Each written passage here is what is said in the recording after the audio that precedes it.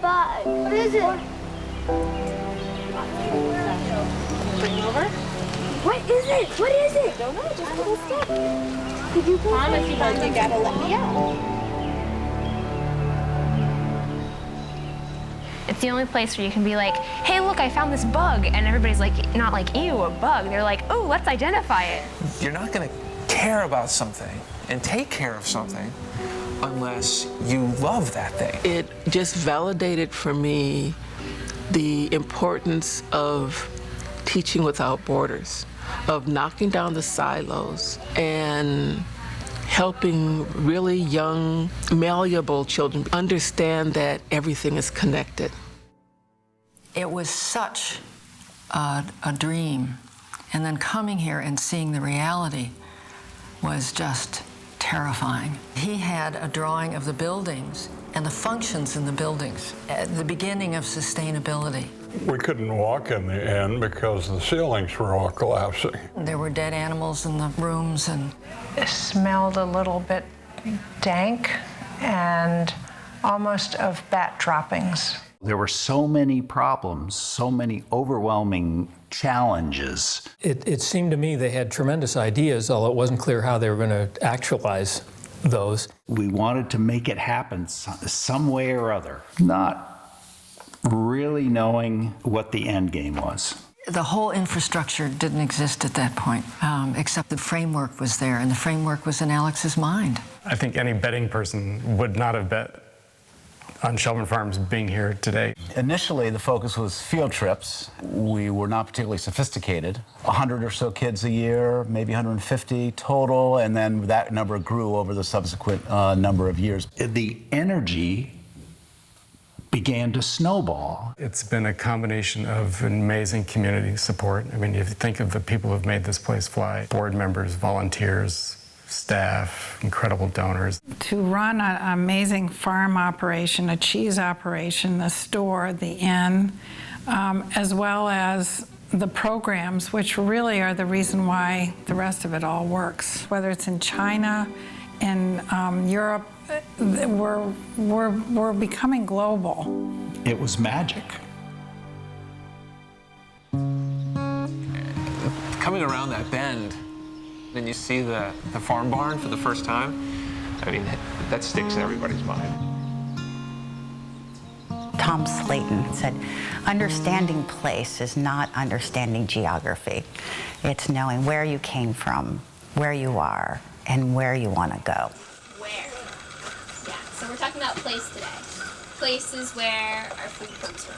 So a lot of you... We live in a world today where I think we're so enraptured and caught up in everything that's so far away and everything that's out there through the cyber web, you know?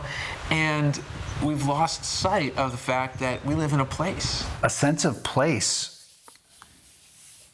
is a difficult thing to acquire in a fast-paced world. Place-based starts with where you are, and once you connect or root the students where they are and help them to understand that where they are is very important, you can then take that and spread it from a single place to all of the other places around them. The idea that they've got a space outside their classroom that's the rest of the school. To connect students to that makes education so much more real. The first time I did like an away from home kind of camp was Adventures, and I've been doing camps with the farm ever since then. And these are balls of energy. So Shelburne Farms will allow your child to run until they're ready to drop when you get home and put them in bed. By the end of the day, they're like, I hate field trips, but this was wonderful. And then all of a sudden, Shelburne Farms becomes not a tourist icon, but it becomes a place that they can see as a resource. What the farm has taught us is that it's helped us to broaden what our place is. So whether it's agriculture, whether it's animal husbandry, whether it's lake ecology, whatever it might be, but making those connections. And actually, I mean, getting your hands dirty, but like literally and figuratively getting dirty. So what's getting connected is where your food comes from, where your water comes from, the air that you breathe, the people that you live with in your community. There's a ton of research that shows that the brain connections that happen there are so much more stronger because it's active, not passive. We went behind the scenes with the farm all week. So we milked cows, we moved sheep, we made cheese, and I just love the aspects that we were like learning about living off the farm. Between the people that I've met and the work that I've done, it's really helped me figure out who I am and what I want to do when I grow up. Those are opening up possibilities to kids that they didn't know that even exist. So that's huge. A big part of the educational work that I do here is really about trying to help people create the conditions to connect to the land and develop a deeper relationship with place. So the teacher is really the land, and I'm just here to facilitate and remember what it means to be human in this world and what a wonderful life it is. Over the course of the last 6 or 7 years, we've served a very different demographic. We've welcomed children from all over the world. We look to teach children how to take care of each other, how to take care of our classroom and the neighborhood. And then we go to the farm and we learn how to take care of animals and our environment, and so the farm reinforces that message in a very deep and meaningful way. It's really important with young people that they, most importantly, develop a sense of wonder and a sense of love. There's an old expression, to save a place, you need to love a place. You have to love it and feel connected to it in order to want to take care of it. I had this big dream that someday I was going to help save the world by being involved in education in some way. And we sat out at a picnic table in the children's barnyard and we talked about, our dreams for how we could engage kids in education more and kind of link schools with farms. So this was kind of a radical thought in the early 90s. Kind of using farms and food as an educational medium. The opportunities that kids have to see with, growing their own food, growing their vegetables, seeing the animals, and just using their surroundings. 10 years ago when I met up with the farm and Jan and Megan, who I've been working with, changed my whole theory of education. 27 years I've been teaching, so, I didn't go outside a lot. Everything was using books. And now, when I plan my lessons and when I do my units, I really think about the environment. I think about our community.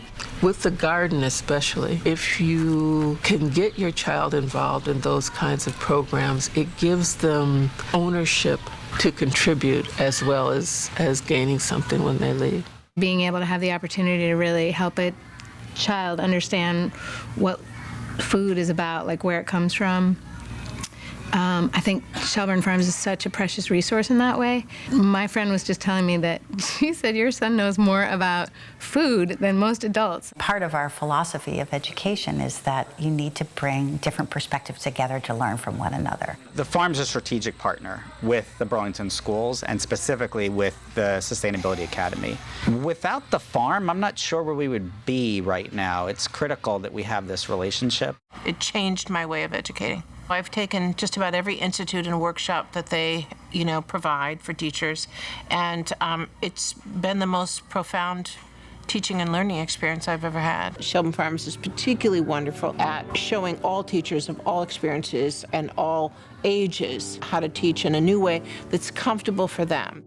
Not only did we work with Japan, who is a leader in sustainability in the world, but we work with China. So I think that the more opportunities we can provide through the farm to go to places, and other teachers in other parts of the world are hungry for this. One of the things that we continually experience is this opportunity that teachers have when they come to one of our programs, to take this deep breath and say, aha. My level of excitement and my level of belief in what's possible in education has multiplied exponentially. They're always having a big vision here. It's a National Historic Landmark. More importantly than that, it's really the programs that have set really a standard for excellence. Places like Shelburne Farms and national parks, and we have a lot in common because of that.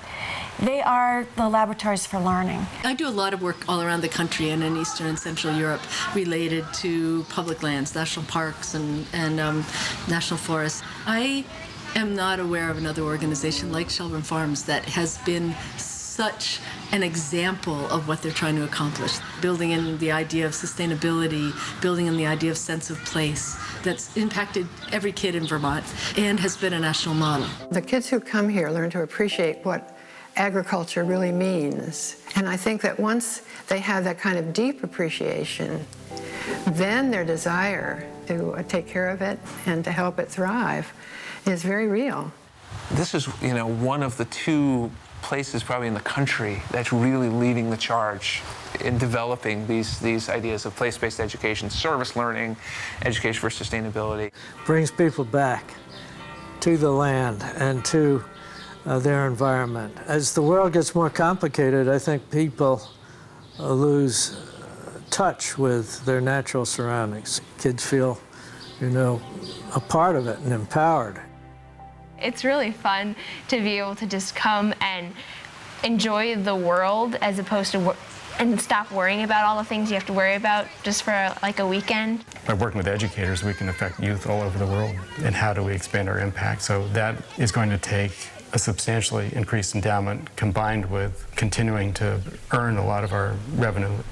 Without building a financially sustainable organization, we just won't be able to be here to offer the programs that are so important for the future. Shelburne Farms has been putting many seeds in the ground. We've started with a seed of an idea, and we're turning into a substantial organization. The challenge has shifted from saving a place that was threatened with subdivision and very little program established to now, how do we sustain a place that has been largely rehabilitated? Our goal is to be part of this larger network and provide resources for people in their own communities to make the connections that maybe can be made here more regionally or locally. In the Residential Learning Center with the old dairy barn is where the last 40 years of all of our work comes together. If you could combine the McClure Education Center up at the farm barn, and if you combined it with the inn, this would be sort of the hybrid of those two. That's going to be a key piece to how Shelburne Farms remains this wonderful place and yet continues to contribute on a global scale. Everybody is searching for models that work.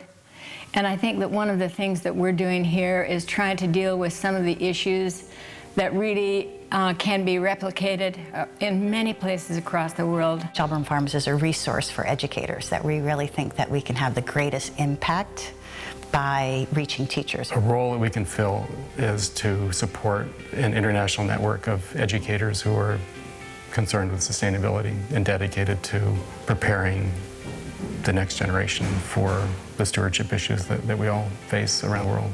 There's a constant evolution and a repurposing of something that keeps it fresh and engaging as opposed to putting it under glass and having the gumption to just put one foot ahead of the other without necessarily having a safety net. Shelburne Farms didn't set out to become a model of something. It set out to become a good example. We're not just a historical site. We're not just an environmental organization. We're not just focused on agriculture. We're the integration of all of those things. Part of it is the beauty of the place, but part of it is what it accomplishes in terms of being an example of how to live. And we talk about the new heyday of Shelburne Farms. To be able to see those buildings have a new life with real meaning is something that I think some people are really inspired about. But at the same time, to be careful about losing what makes Shelburne Farms Shelburne Farms. I feel like I see it with new eyes every day. Shelburne Farms is at the forefront globally on creating a sustainable future. You show it can be done, and change happens. What Shelburne Farms has done is turn something that is static sometimes in people's minds into something very, very much alive. The farm has always stood for where we need to be going as a society and as a community. It will become one of the most important places in the United States as far as environmental education. Shelburne Farms has woken up again, and it was starting to go to sleep. It's woken up again, and that this existence of Shelburne Farms is maybe even more important than the first one was. The fundamental mission of teaching a conservation ethic is just right on for what the world needs today. If we had more Shelburne Farms, that we've got a chance. Even though it's not mine, the farm's not mine, I feel a responsibility to be a custodian in some way of the farm. And that just gets kids into thinking about being custodians for the planet. Everybody else knew we couldn't do it.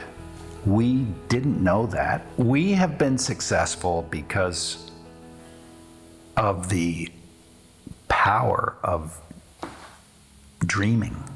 Deep down love and respect for Mother Earth is the type of love we are disseminating here. I don't think there's anywhere else like it on Earth.